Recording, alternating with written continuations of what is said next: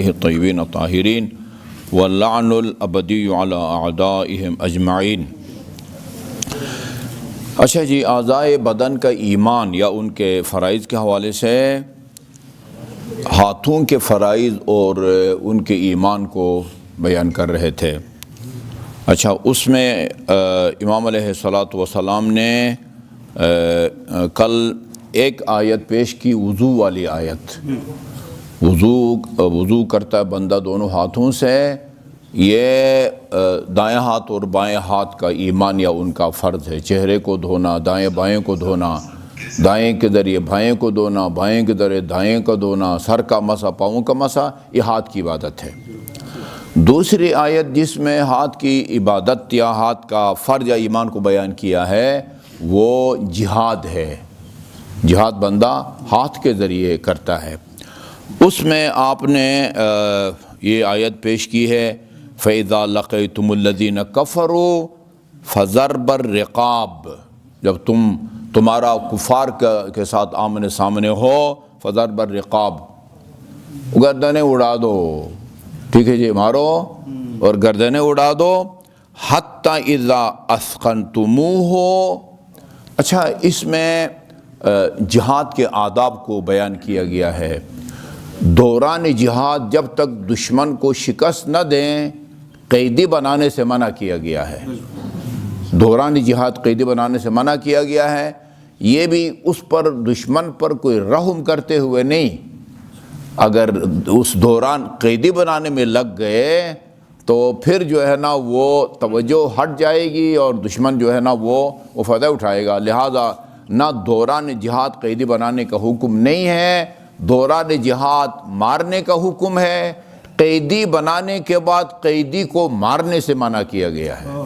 نہ دوران جہاد قیدی بناؤ، نہ قیدی بنانے کے بعد اس کو قتل کرو۔ اب پھر کیا کرنا چاہیے؟ فضرب الرقاب، بڑی زبردست ہے دیا، حتی اذا اثخنتموہ، اور جب ان تو اثقن یثقن کا مطلب ہوتا ہے گاڑا بنانا، نا گاڑا، جب ایک چیز جو بہت زیادہ وہ ہو جاتی ہے، وہ حلوہ میں پانی زیادہ ہو یا تو وہ جو لیکوڈ ہے اس میں حرکت ہے نا، جو چیز گاڑی ہے اس میں حرکت نہیں ہے۔ اثقنتموہ یعنی دشمن کو جب اتنا مارو کہ جو ہے نا وہ حلوہ کی طرح جو ہے نا حرکت اس میں ختم ہو جائے۔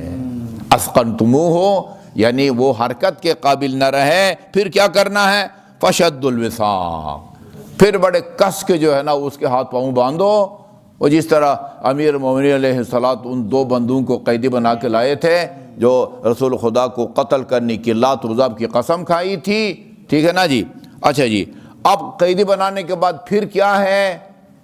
قیدی بنانے کے بعد فَإِمَّا مَنًّا بَعْدُ أَوْ فِدَاءً، اچھا، یا تو آپ ان کو بغیر ان سے کوئی تاوان لیے رہا کر دو، ان پر احسان کر کے ان کو رہا کر دو، یہ بھی کام کر سکتے ہو، اور ان سے جزیہ لے کے ان کو رہا کر دو، یہ کام بھی کر سکتے ہو، اور چوتھا ان کو غلام بھی بنا سکتے ہو۔ یہ 3-4 قیدی بنانے کے بعد یا تو ان کو کچھ لیے بغیر ان سے نیکی کرو اور جاؤ، کہو کہ چلے جاؤ، ٹھیک ہے جی، یا پھر ان سے جزیہ لے کے رہا کرو، یا جو ہے نا وہ ان کو وہ غلام بناؤ، تمہاری مرضی ہے۔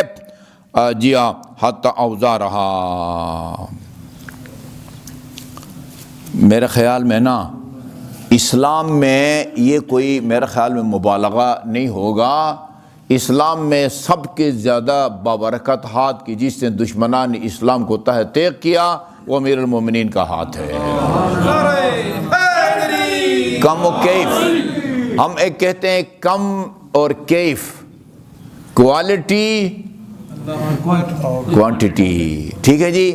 یہ جو ہے نا وہ کوالٹی کے اعتبار سے بھی اور کوانٹٹی کے اعتبار سے بھی۔ یہ ایک پیٹرول پمپ پر میں نے یہ دیکھا، بڑا اچھا لفظ لکھا ہوا تھا، معیار اور مقدار، جی، نہ جو ہے نا علی کی ضربت جیسا کسی کے جو ہے نا کوالٹی ہے، اور نہ کسی کے ہاتھ نے علی جتنے بندوں کو مارا ہے، نہ علی کی ضربت جتنی کسی کی ضربت بابرکت ہے۔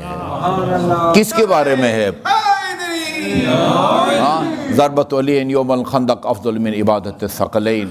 ایک جب اس کو میں نے دیا نا، وہ چیٹ کو دیا کہ یہ ایک ضربت اتنی بابرکت کیوں ہو گئی ہے، ایسا زبردست اس نے تزکیہ کیا.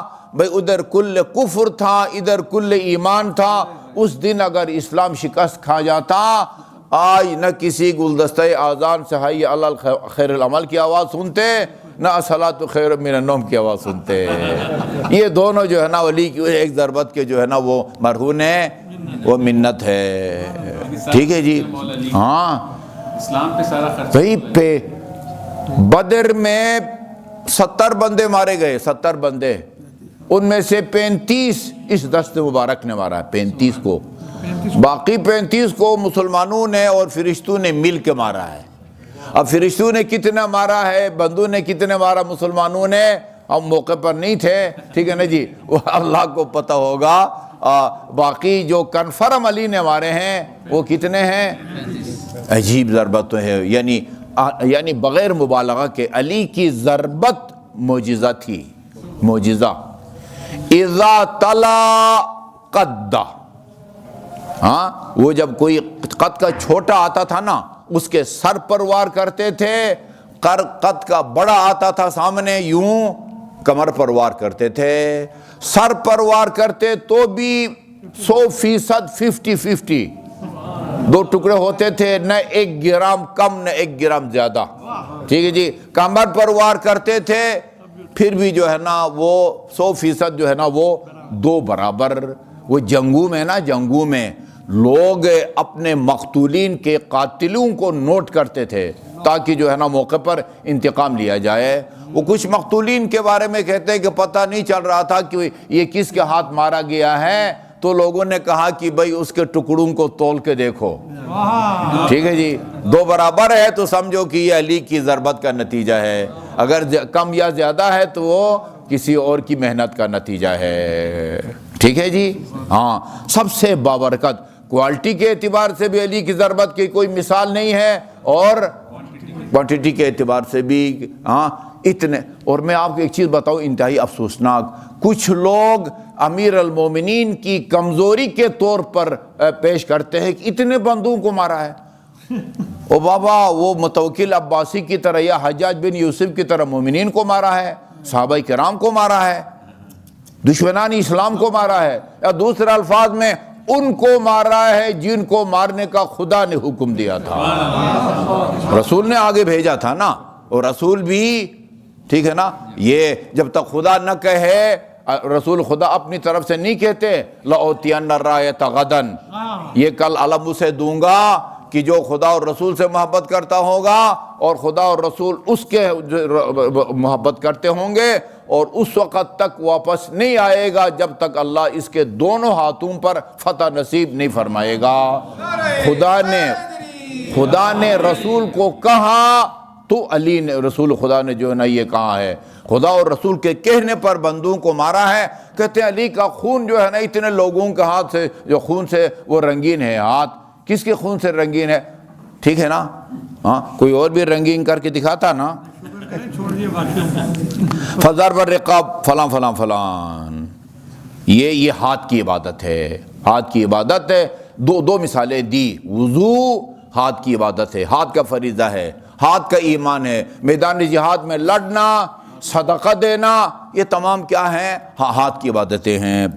وَأَمَّا مَا فَرَضَ فَهَذَا مَا فَرَضَ اللَّهُ عَلَى الْيَدَيْنِ، یہ وہ فریضہ ہے جو اللہ تعالیٰ نے ہاتھوں پر جو ہے نا وہ عائد کیا ہے. لِأَنَّ الضَّرْبَ مِنْ عِلَاجِهِمَا، کیونکہ مارنا، تہتے کرنا، 2 ٹکڑے کرنا، یہ ہاتھ کا کام ہے، پاؤں کا کام، زبان کا کام نہیں ہے.